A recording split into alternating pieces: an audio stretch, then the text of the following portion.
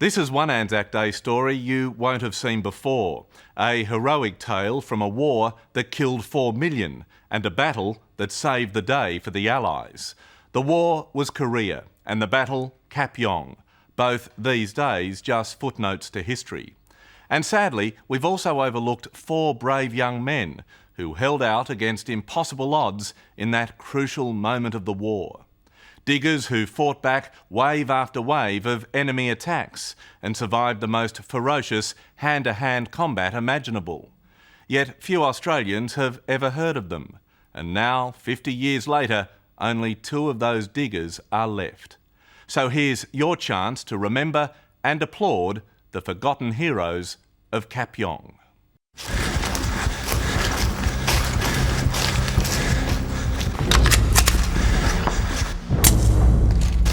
On the eve of Anzac Day, 56 years ago, 4 Australian diggers fought an heroic rearguard action. This is us, boys! Here they come! Let them have it!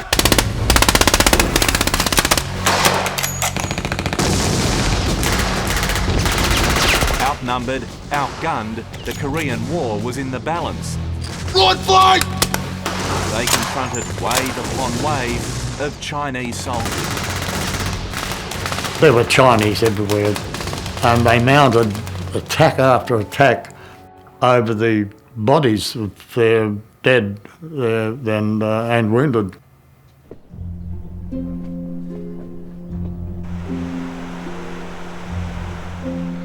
Changed a bit in 50 years? Yes, it has, Peter. It's, there are no trees, the shrubs, not even a blade of grass. 83-year-old Ray Parry is walking me up to the exact spot where he and his 3 mates were attacked by the Chinese. High up on a granite outcrop near the South Korean town of Kapyong. The name of the battle hardly anyone knows about. Where did they come from, the Chinese, Ray? From the first attack from that direction, the second one from over here, and the third one came from down here, and we were in a hell of a lot of trouble. And where were you? We were just down here. The 4 of you? Where you're standing, yeah. We were in here. It's pretty peaceful now, but it was hell on earth during that, the night of the 23rd, 24th, 1951. We feel that our people, when they go to war, are first-class fighters. We all have laid on us today a duty to be prepared. Prime Minister Robert Menzies committed Australia to fighting Korea just 5 years after the end of World War II. Now, communism was seen as the biggest threat to the West. And when communist North Korea invaded the South, our troops joined a massive UN force led by the Americans to push them back. If we didn't fight commos there, we'd finish up fighting them back here. Well, that's what went through our mind. That's when we volunteered.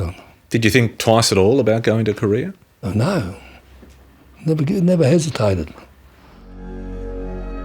Kevin Sims was 20 when he joined Ray Parry in the 3rd Battalion of the Royal Australian Regiment, 3 RAR. This 600-strong fighting force was straight into the thick of it on the front line. They fought throughout the bitter Korean winter of 1950-51 until they were finally pulled back to rest near a town called Kapyong. And how nice was it for you to think, I'm going to have a few days off? It was bloody wonderful.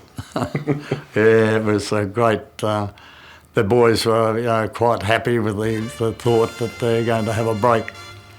Sounds like you were set for a good old Aussie piss-up. Yeah. There was been probably finished up for something like that, yeah.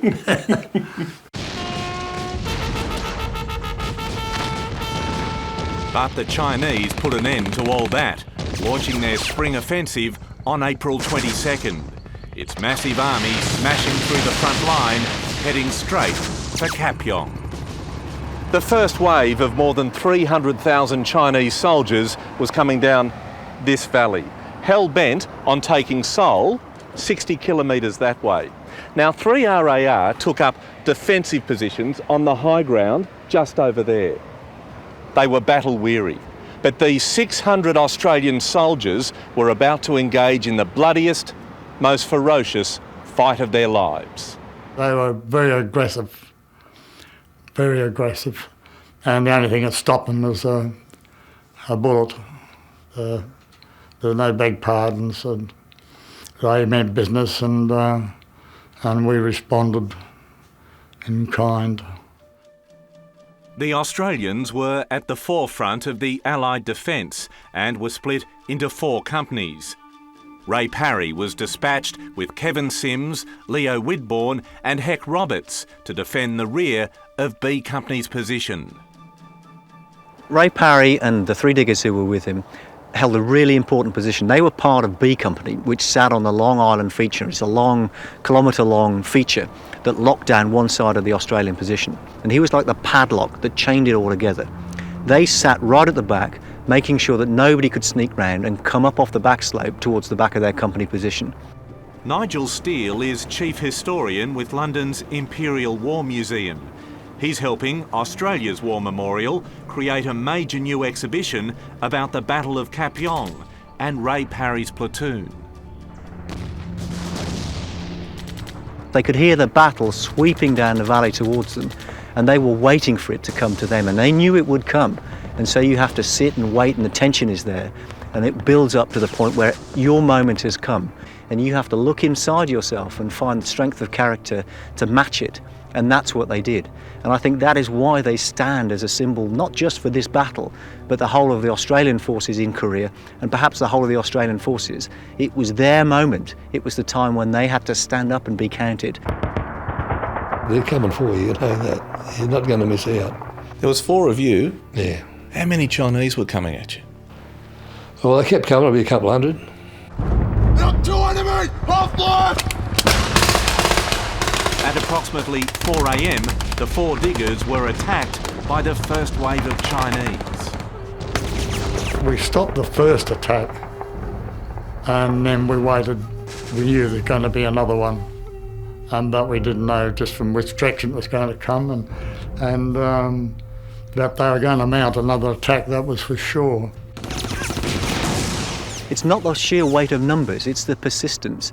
The first group come and you get rid of them, you shoot them down, and then the next group comes, and then the next group comes, and you don't know how many is coming, and all the time you know your ammunition's going down and down and down, and when are they going to stop? Then, just before dawn, disaster strikes. Heck Roberts' spring gun jams. Anything jammed!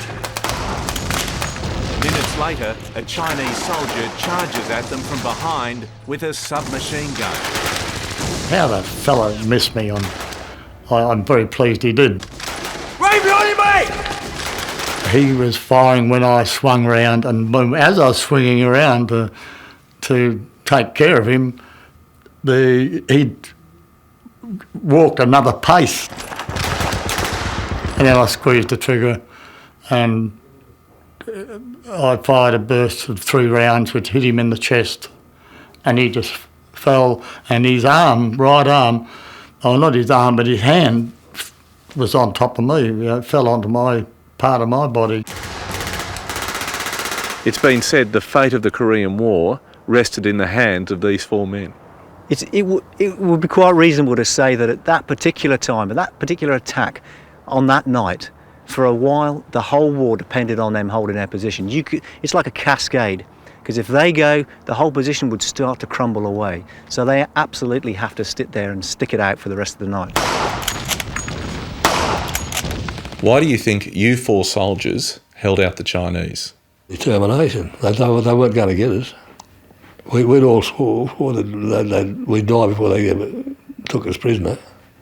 Ray, you weren't going to move no matter what? No, we're ordered to stay here, and stay we did. And even under those 4 heavy attacks, there's no thought of ever retreating or falling back. After more than 24 hours of intense fighting, the Chinese offensive ground to a halt. Ray Parry's group survived 4 frenzied attacks, killing at least 23 Chinese soldiers and wounding many more. Ray won the military medal for his courageous leadership, and the whole battalion was awarded a US presidential citation, the equivalent of a Victoria Cross. Ray, do you ever think about the Chinese soldiers that you killed? Sometimes, yeah, sometimes.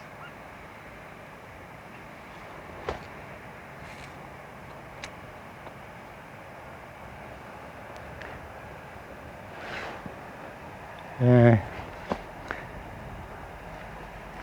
Yeah, it's difficult to forget.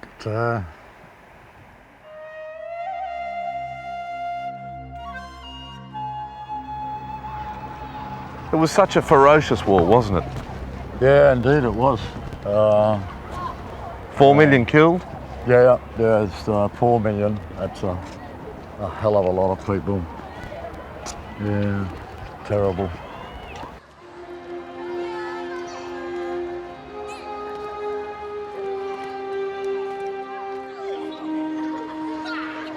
"32 Australian soldiers lost their lives at Kapyong, 10% of all Australians killed during the Korean War.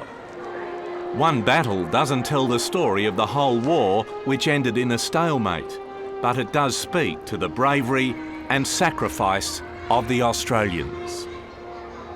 At school, we're taught about the heroics of Gallipoli, Kokoda, Tobruk, yet the Battle of Kapyong is barely known. It's no wonder they call the Korean campaign the Forgotten War. But the men who fought here can rightly stand alongside all the diggers that have served in our most famous campaigns.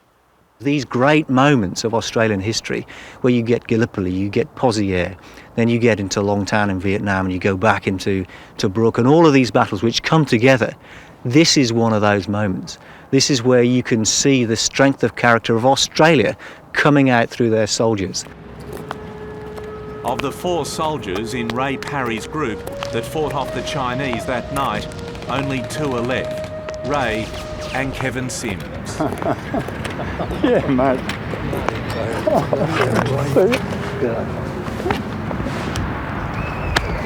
Bloody hell. Oh, mistake. Been so long. So anyway. They went their separate ways after returning home from Korea, Ray to Perth, Kevin to Bendigo, Victoria. Today is their first meeting in over 50 years. Oh dear, hang on. How do you reckon he looks, Kevin? Oh, gee, he looks bloody terrific. Bloody hell, playing Pretty good yourself. You're a lot younger than I am. Ray, I've noticed you guys haven't really let go of each other. It's an embrace, and it's a... Yeah. That's mateship. Anzac Day is set aside so that old soldiers can once again have their time in the sun, and the rest of us don't forget them or their fallen comrades. So on Wednesday, spare a thought for the more than 17,000 Australian men and women who served in Korea. Remember the Forgotten War and the battles like Kapyong for their sake and ours. One digger said after that battle, "At last I feel like an Anzac, and I imagine there are 600 others like me." Yeah. Did he imagine right? Yes, yeah, that'd be right. Yeah. Did you feel like an Anzac? Yeah.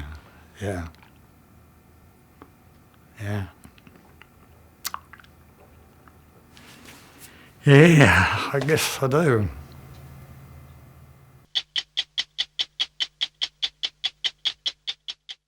Hello, I'm Tara Brown. Thanks for watching 60 Minutes Australia.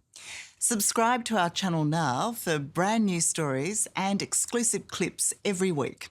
And don't miss out on our extra minute segments and full episodes of 60 Minutes on 9now.com.au and the 9Now app.